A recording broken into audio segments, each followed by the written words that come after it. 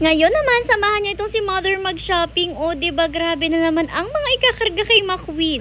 Syempre naman, hindi lang for the gala si Mother at si McQueen dito sa Mindoro. Kasi nga, syempre, kailangan din nila mag-shopping. Pero yung shopping na to, hindi naman para kay Mother personally, kundi para sa family or sa parents niya dito sa Mindoro, sa aking mga lolo at lola. Kaya ayan, dito nga sila nagpunta sa May Ace. Tapos nakita nga nila itong Durabox na ito or yung clothes cabinet na made in plastic. Uy, may pa-English ang ate mo. Sabi kasi ni Mother, kahit nga daw ganyan siya, grabe, napakaganda raw ng quality. Paano ba naman kasi sa Ace yan? Tapos ayan nga, for the picture pa nga sila dito sa May Ace. O, diba, in fairness naman, ang babait rin talaga ng mga staffs dito. For the picture sila kasama itong si Nanay. Siya po ang mother ni Mother. O, diba, ang mother ng Mother.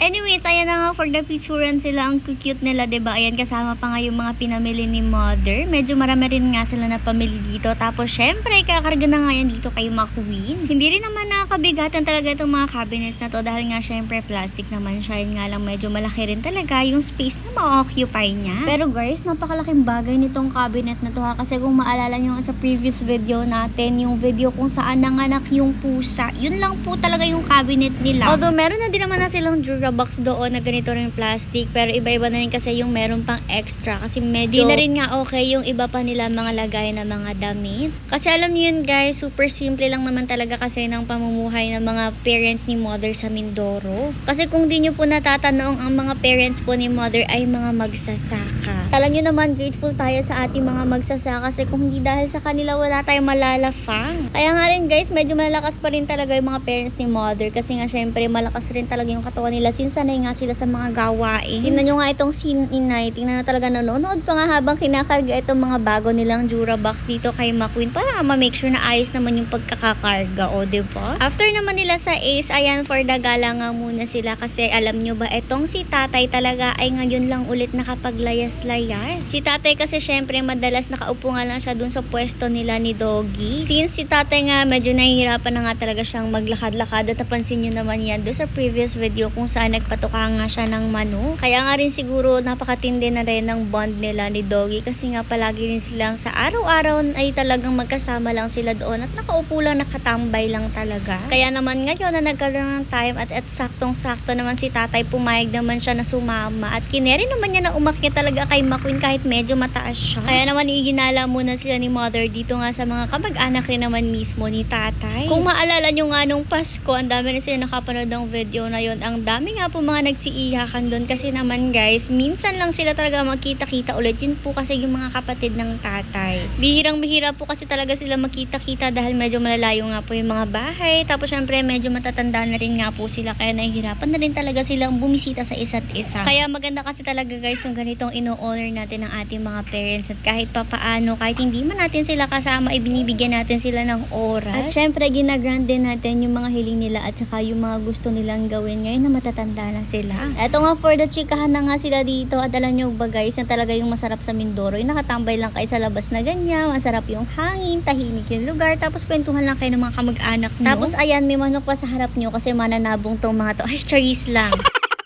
At bilang chinichika ko na rin naman kayo guys, parang hindi ko pa rin nasasabi sa inyo at alam nyo ba sina Mother ay parang 19 silang magkakapatid kung hindi ako nagkakamali. At hindi rin kayo nagkakamali ng rinig, yes po, 19 labing siyam. Opo, hindi, pero yun nga lang po yung iba doon ay mga hindi na nabubuhay ngayon. Pero imagine nyo, grabe karami nilang magkakapatid. Sabi ko nga grabe, daig pa nga si Malia kung mga anak. Si Malia, pito-pito lang sila, naka 19. Ay grabe naman si Inay.